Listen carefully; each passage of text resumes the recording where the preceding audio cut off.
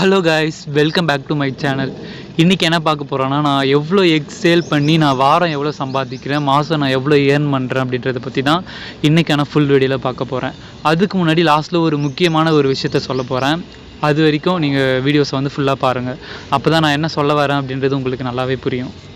ஒன்றுமே தெரியாமல் தான் நான் கோழி வளர்க்க ஸ்டார்ட் பண்ணேன். என்னோடய ஆரம்பத்தில் எனக்கு கொஞ்சம் கூட எக்ஸ்பீரியன்ஸே கிடையாது. எப்படி ஆரம்பிக்க போகிறேன், எப்படி வந்து இன்கம் ஜென்ரேட் பண்ண போகிறேன்னு ஒன்றுமே தெரியாமல் தான் நான் வந்து ஃபஸ்ட்டு ஸ்டெப்பே எடுத்து வச்சேன். நம்ம ஃபஸ்ட்டு வந்து எப்படி எந்த மாதிரி மெத்தடில் வந்து நம்ம சேல் பண்ணலாம் அப்படின்னு பார்த்தீங்க அப்படின்னா, நம்ம ஏரியாவிலே வந்து ஒரு 30 to 50 வீடு டார்கெட் பண்ணாலே போதும். ஒரு வீடுக்கு வாரம் 10 முட்டைனாலும் 30 வீடு 10 எக்ஸ் இன்ட்டு போட்டிங்கன்னா 300 எக்ஸ் கிட்ட வரும்.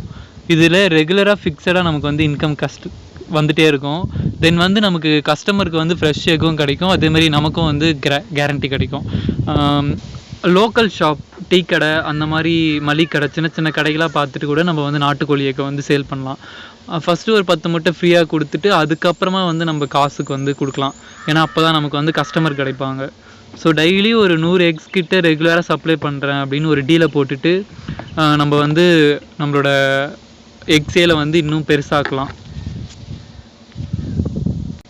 ஒரு 30 கோழி இருந்தால் கூட போதும். 30 to 40 இருந்தால் கூட டெய்லி ஒரு 10 to 15 எக்ஸ் கிட்ட கிடைக்கும். அதுவே நமக்கு வாரம் அப்படின்னு பார்த்தீங்கன்னா ஒரு 5000 to 6000 வரைக்கும் நமக்கு எக் சேல்னால் மட்டுமே நமக்கு வந்து காசு கிடைக்கும். அது தவிர்த்து மற்றபடி சிக்ஸ் எதனா சேல் பண்ணுறோம், சிக்கன் எதனா சேல் பண்ணுறோம் அப்படின்னாலும் அதுவும் வந்து நமக்கு இன்னும் இன்கம் ஜென்ரேட் பண்ணி கொடுக்கும். நான் சிக்ஸ் வாங்கி கரெக்டாக ஒரு 5 மாதம் கழித்து தான் என்னோடய கோழியே வந்து இப்போ எக்ஸ்லாம் போட ஸ்டார்ட் பண்ணுச்சு. கிட்டத்தட்ட ஒரு 5 மாதம் ஆகிடுச்சு. போன மாதத்துல இருந்தால் கோழிகள் வந்து முட்டையே போடுது. நானும் வந்து பார்த்திங்கன்னா ஆரம்ப ஸ்டேஜில் தான் இருக்கேன். ஏன்னா எனக்கும் வந்து ஒன்றுமே தெரியாது. கொஞ்சம் கொஞ்சமாக கற்றுக்கிட்டு இதுக்கப்புறம் தான் நானும் சேல் பண்ண போகிறேன். எனக்கு தெரிஞ்சதை நான் கற்றுக்கிட்ட விஷயத்தை தான் வந்து உங்ககிட்ட ஷேர் பண்ணுறேன். நாட்டுக்கோழி ஃபார்ம் வைக்கிறது வந்து அவ்வளோவா ப்ராஃபிட் இருக்காது அப்படின்னு நிறைய பேர் சொல்லுவாங்க. கரெக்டான முறையில் வந்து பார்த்தோம் அப்படின்னா எல்லாமே ப்ராஃபிட் தான்.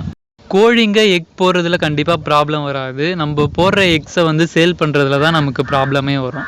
ஸோ நம்மளோட கரெக்டான கஸ்டமர்ஸை பிடிச்சிட்டு அதுக்கேற்ற மாதிரி எக் சேல் பண்ணோம் அப்படின்னா கண்டிப்பாக லாஸ் ஆகாமல் ப்ராஃபிட் வந்து நிச்சயமாக பார்க்கலாம்.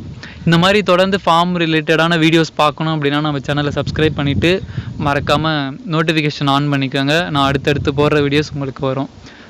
எதனா டவுட் இருந்தால் கமெண்ட் பண்ணுங்கள். பாய்.